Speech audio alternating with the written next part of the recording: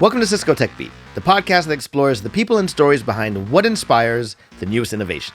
I'm your host, AB, and I'm delighted to welcome Papi Menon, VP of Product Management, Outshift by Cisco. Outshift is Cisco's incubation engine, fostering new and cutting-edge tech ideas and tools to help technology teams succeed in the future. Papi, welcome to TechBeat. Thank you very much for having me, AB. You are not as thrilled as I am thrilled to be here. Thank you. And of course, we're going to jump into Outshift. For anybody listening, before Outshift, there was something called ET&I, which was the emerging tech and incubation team. And Papi, I've heard you say that now with Outshift, it should really be thought of not simply as a technology incubator, but really a business incubator. So I'm wondering if we can dive into that a little bit deeper, and you could let us know what you mean by that. Happy to do that. And I'm glad to see that you've done your homework, AB. Emerging technologies and incubation, it used to be our name. And it was a little bit of a mouthful, but it was very descriptive of what we did. And so then the question naturally arises, why did you rebrand to Outshift? Because Outshift, I have to explain, just like you just did, we do emerging technologies and incubation, and we look at the landscape of emerging technologies in pursuit of building that next meaningful business for Cisco. Right. And so the reason for that is Cisco has a very strong brand. It is, and that has good and bad sides. It is a brand that resonates very strongly with Cisco's traditional audience of NetSec operations and security, IT administrators, and so on. And the products that we build look a little bit outside that tent. So that strong brand presence and that strong mental associations that Cisco brings often can be a hindrance when you're trying to look at these new personas, new markets that Outshift goes after. So that was a very deliberate choice on our part. It was a strategic decision to rebrand as Outshift by Cisco. And yes, we are an incubator. We do not think of ourselves as a technology incubator. We definitely look at the landscape of emerging technologies, but that is in service of building that next meaningful business. But I would say that in addition to being a technology and business incubator, we are also a people and process and culture incubator, because this is all about finding, as I mentioned earlier, we are going after new markets. We are going after new personas within those markets. And we are building our products in a slightly different way, bringing different strengths to the table than Cisco traditionally has. So that means that we are trying to hire a different, type of skill set. And we're also building our products with a slightly different ethos. So it is just as much as we look at ourselves as incubating technologies and business opportunities, we also look at it as people and process and culture incubation as well. Got it. Okay, so there's a lot going on there. So from a day-to-day perspective, what does that look like on the Outshift team as we look at it from behind the scenes there? This is a big charter, right? So we look at the landscape of emerging technologies to discover the next meaningful business. Well, that's a pretty big thing, right? People ask, how do you look at emerging technologies? That's a very big area. How do you look at the entirety of that and figure out what makes sense? What's the next product? What's that thinking that you go through? And it's a complex question, because we have to, as an incubator at any given point, you have a number of different ideas in the fire at any given time. And so we look at, and then, you have to look at it from the perspective of, we are not an independent startup. We are an incubator within Cisco. So we have to look at things from that lens of being inside Cisco. So what's that strategic lever that we can bring to bear on some of these spaces? So we look at that, the landscape of opportunities. We look at specific areas that make sense for us, where Cisco has a right to play. And then within that, it should not be so close to the core business that perhaps one of the existing business units is better positioned to go after that opportunity. So it has to be close enough to give us a right to play in that space, where we can tell a credible story to the market about why we are the ones best positioned to do this, and then go out and do it. But then also far enough that one of the existing business units is not better positioned than Outshift to take that on. So we look at all of those areas, and we very strategically pick our bets. and then we go after them. And it's a bit of a tightrope that we have to walk. We have a number of ideas that at any given time are in the ideation phase. Then we apply a bunch of validation techniques that we have, and we move from ideation through to the validation phase, and then very much fewer of those get through to that phase, and then even fewer of those move into the actual build and ship phase, and then even fewer of those actually move into the go to market phase, where we take it to market and try to sell it and make money off of it and all of that. But it's a constant process. We are going through this process constantly. So right now, we have a couple of products that are in market, but we are already ideating on and validating the next set of products that we'll be bringing to market and so on. I totally get that balance between Outshift spearheading projects and then stepping back if there's another entity or organization that's better suited for a project. I imagine, though, that there are several products and services that Cisco has that Outshift integrates with. Absolutely. This is a key area. This is one of the, I mentioned earlier, we have to look at what strategic levers we can bring to bear on this space, right? So, there are one of the big levers that we have, of course, being part of Cisco and having that mind share and, and the funding that comes with being in part of a company like Cisco, a very successful company, having the deep enterprise relationships, all of these are levers that we bring to bear.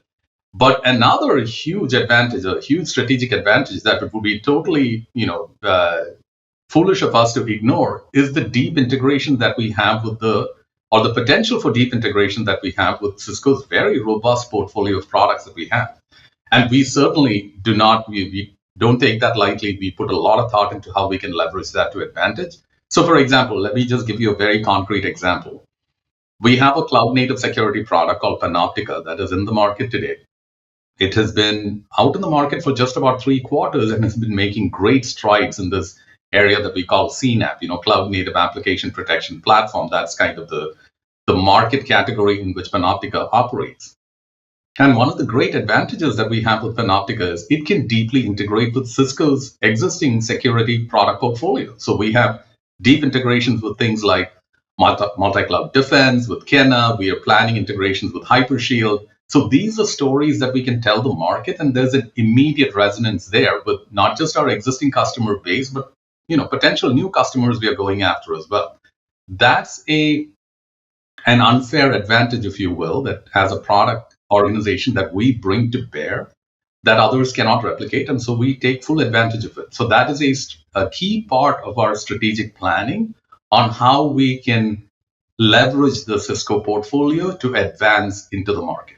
Speaking of advancement, when it comes to innovation and incubation, and whether it's an individual or a business, you often hear people say that failure is necessary in order to achieve success.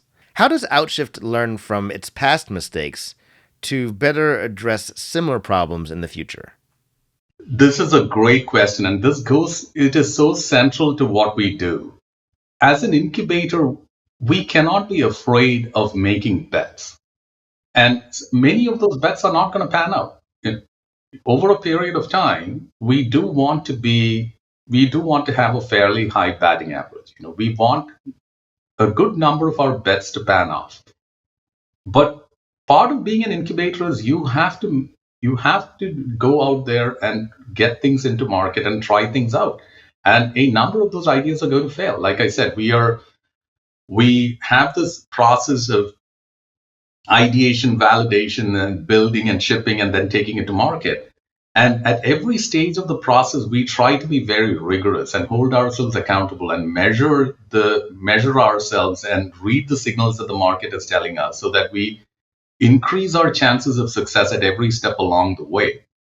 But at the same time, we have to be open to the fact that not everything is in our control. Right. The market realities change, competitive landscapes change, and some of these things are outside your control. And so what you thought as a market thesis may not hold true anymore, right? And the other thing is building and shipping products takes time, right? You can have a well-formed market thesis, and between the time that you actually build and ship, things could have changed. So we owe it to ourselves to, one, very clearly define your market thesis. So we have an idea. We have a particular thesis about how the market is going to react to that. So we write that down. And then we measure how that is actually playing out. When we take this into market, as this idea goes from being something that's a gleam in our eye and a few notes on a whiteboard into an actual thing. As we enter the market with that, we continually measure ourselves. And if we start to see that the thesis that we have isn't bearing out in reality, then we either change the thesis, we change tack, and we change direction, and we pivot the product. Or in some cases, we kill the product. And we've certainly done that. We've killed a number of products that we've ideated, some of which just turned out to the market realities were different from very sound thesis in theory, but the reality was a little different. And we learned from it. So we were like, and in some cases, what happens is we may be ahead of the way in some cases. You may be leading the market. And in that cases, sometimes we put things on the shelf and we may re-examine it later, So all of that, we try to, it's a process of being courageous in defining your thesis, being humble in reading the market signals that you get back, and then being rigorous in holding yourself accountable. Absolutely. And I like that idea about getting ahead of yourself and putting something on the shelf for a later date, because the world's not ready for it.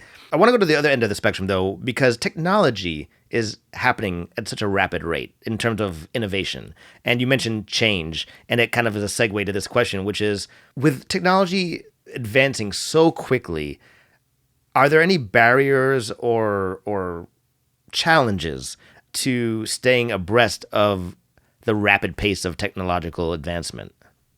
It's a challenge, right? I don't see it as necessarily a barrier, but it is a challenge, particularly now. So AI is the big transformational wave that's kind of sweeping over the industry. Everything's AI now.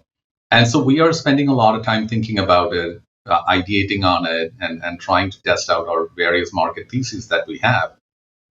And it's a challenge because the market is moving so fast. It's like every day you hear about several new startups that have entered the space, taking different lenses on this problem space or the opportunity space. And at some point, you have to, like I mentioned in the earlier chat we were having, we need to have a market thesis. At some point, you have to stop the ferment of things that you're thinking about, and you need to actually formulate something. Okay, this is the space that we are going after, and then you have to then put some wood behind that arrow, right? Yeah. And that's where this becomes a challenge, because building a product takes commitment and patience. Once you go from that ideation and validation phase, once you start to actually build something, as long as you have a blank canvas, everything's great, right? The world is your oyster. You can paint anything on it, right? You can be whatever you want to be. But as soon as you start putting some brushstrokes on it, well, now you've kind of, what are you actually painting? Now you don't have a blank canvas anymore.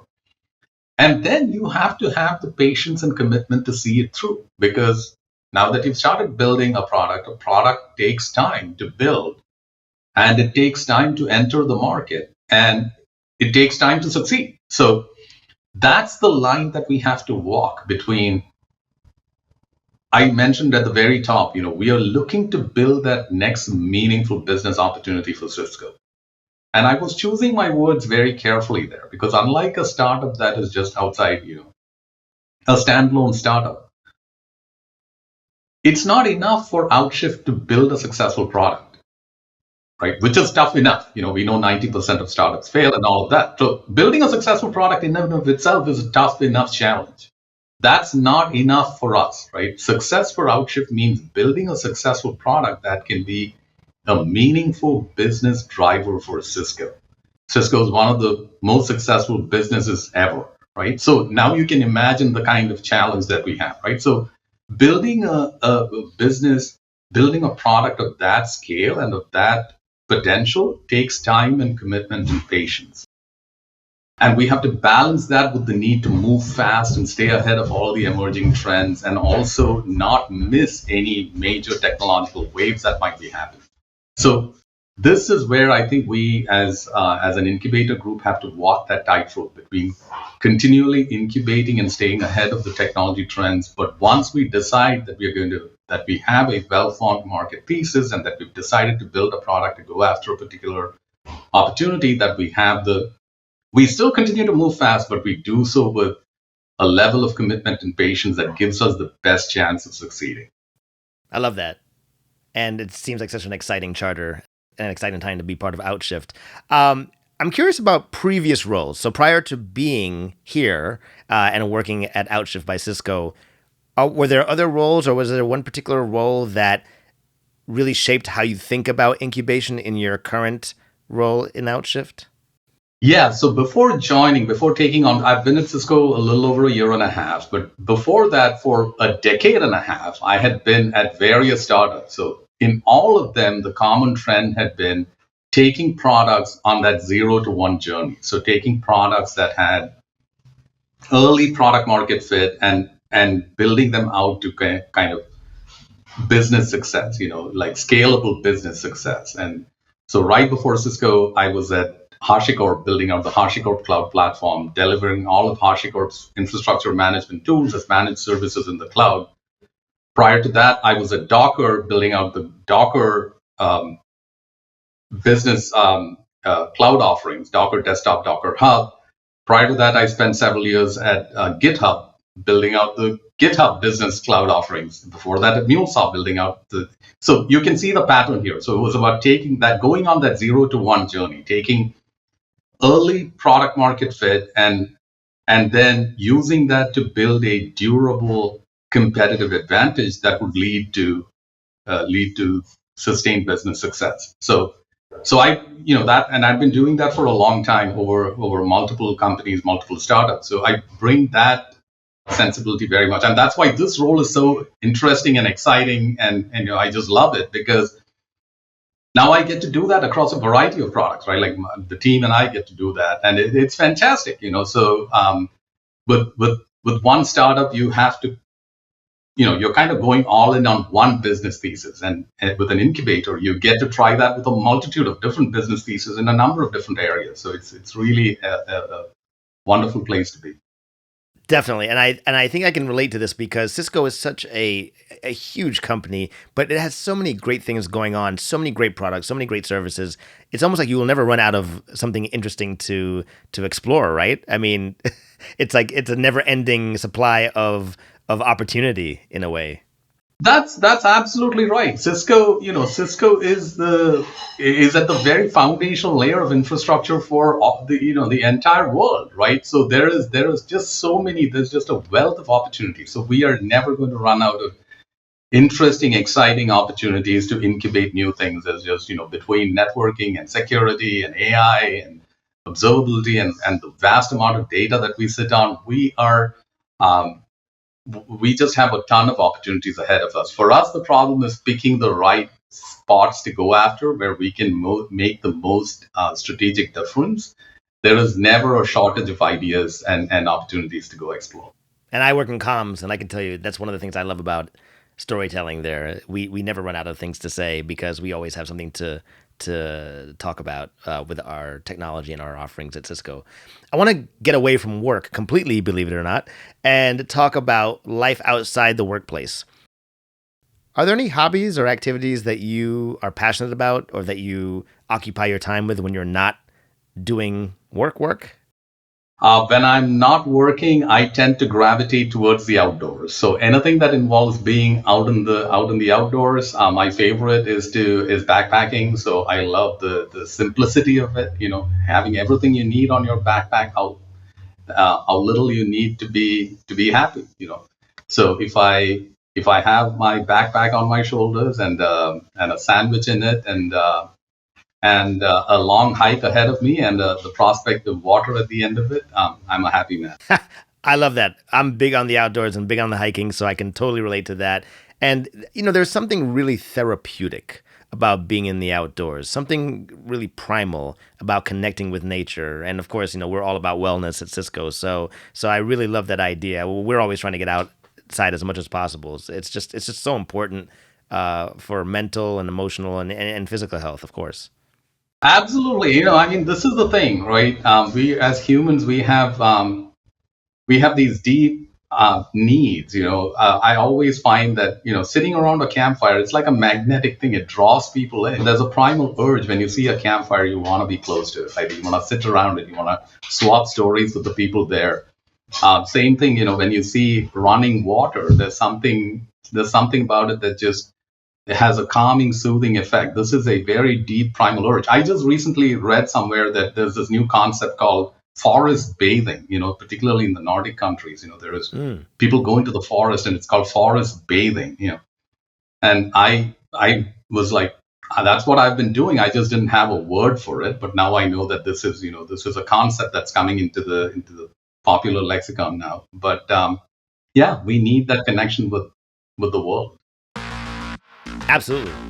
And I can't even think of a better time to close than now on that amazing note. Papi, thank you so much for taking time to do this, having the conversation, telling us about Outshift, about your experiences before Cisco and now. Really appreciate your talking to me today. Thank you so much for having me on, AB. This was a pleasure. Thank you so much. You got it. Talk soon.